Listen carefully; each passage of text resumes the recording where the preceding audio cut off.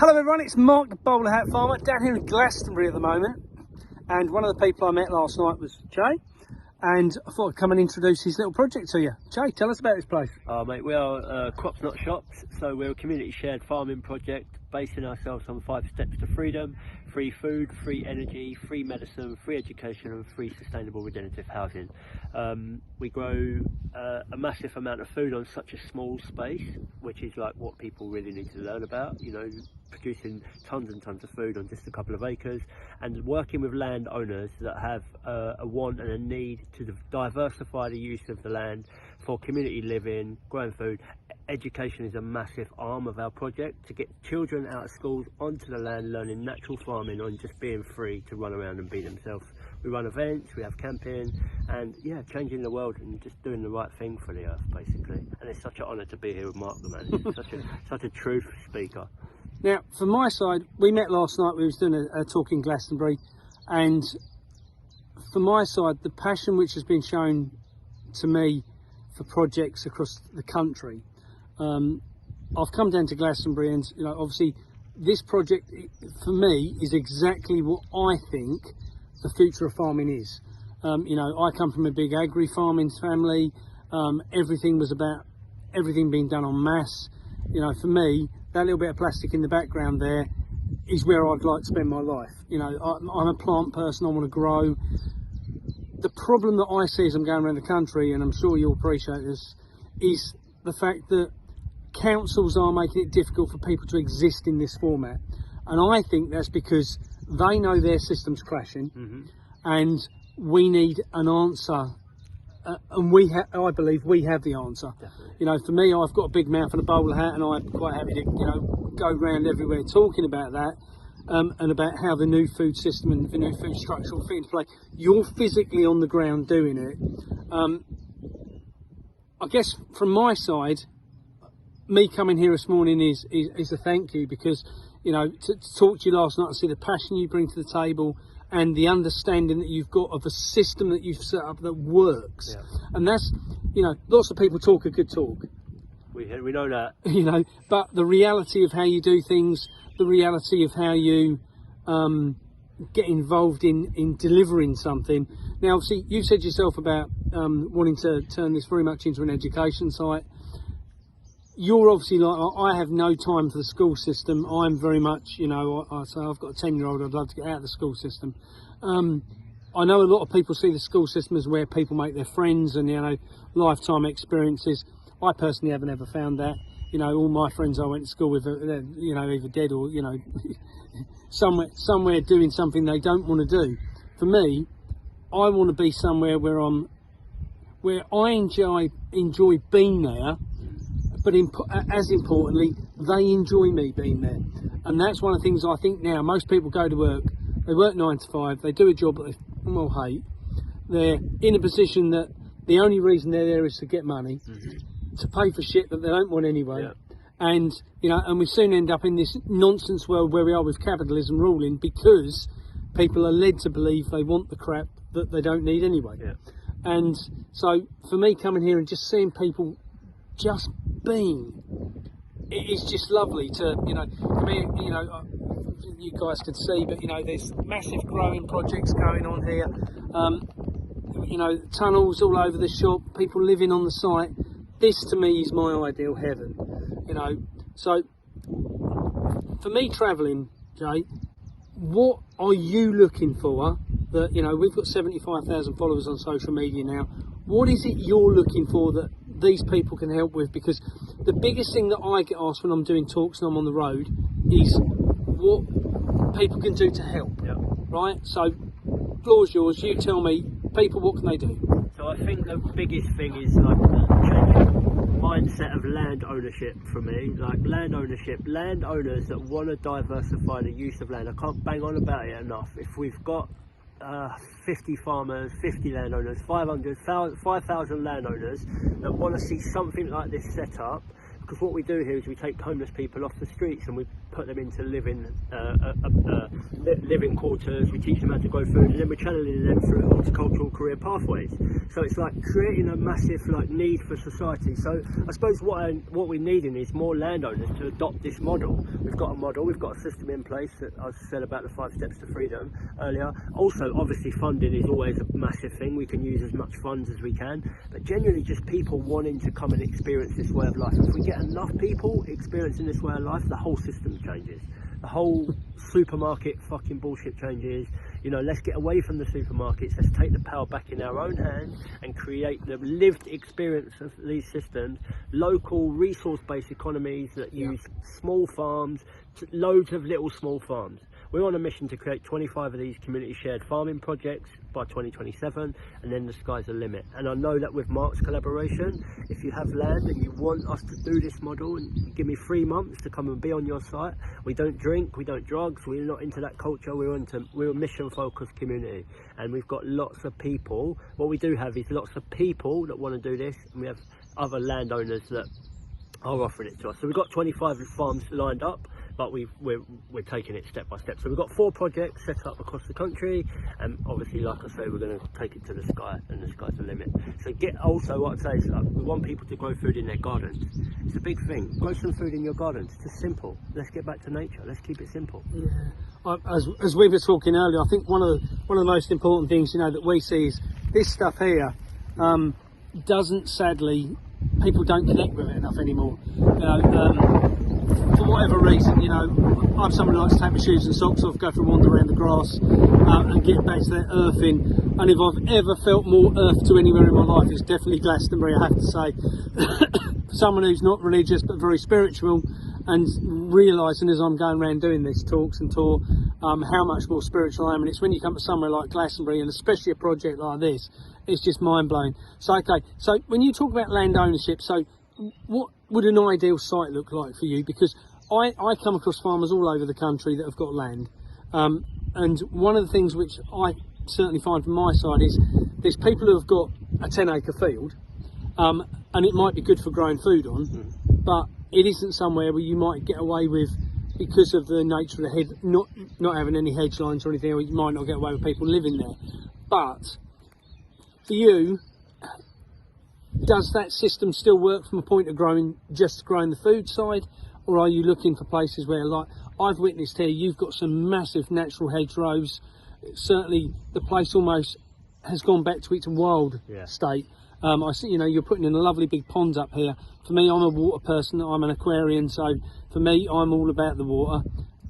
The farm we're on, the family farm, there's 9 ponds on the farm there, and to me, we've got to put we've got to encourage nature back into farming. It's something that's been frowned upon for years. The farmers have shot. If I take myself as an example, when I ran my own farm, my ex-partner, she would look after the volunteers and the people, and I would just fucking hide away on a project. Because most farmers are in that mindset that I've just got shit to do, I've got to get on with it. So coming to see this and see everyone collectively, community-wise working together, that to me, since I've kind of come out of my shell a little bit and understood a bit more, is the new way of agriculture, because you can put lots of hands on the deck. I mean, I've got a photograph of my great granddad. They used to run a big contracts company, and they've got thousands of people in these fields working, and everyone's there, the mum, the dad, the children, the kids have gone there from school, they've met, and everyone's taking part in the sheep's being cut, stacked on trailers, moved to the farms, back at the farmyards, moving them into the sheds and things. That to me is what farming was about, that whole community aspect. Yeah.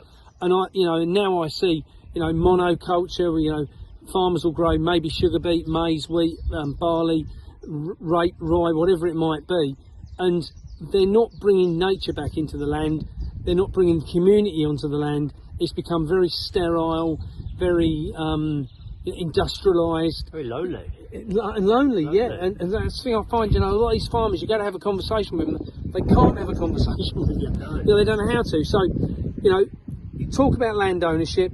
What would an ideal land ownership? Are you looking for people to gift you land? Or are you looking for people to rent you land, loan you land, be part of it? I think like the first and I mean obviously any way we can get hold of land would be, you know, viable for us to use in any way, rent, buy, use with. What I think is a great way of changing the mindset of landowners is if they're part of the project. Yeah, they love what we're doing, they want to be part of the decision making, they want to come to the morning meetings, they want to eat food. We have a morning meeting every morning, and we eat food together every day, and that is what we do. Like, we eat together, we break bread together, we play together, we laugh together, we sing together, we dance together, because that's the old ancient way of living. Like, it's not even a hippie or fluffy thing, because that's not what we are at all. We're roots people, we're warriors, we're ready for the change. And that's what I think, like, what I'm looking for mostly is that farmers are lonely.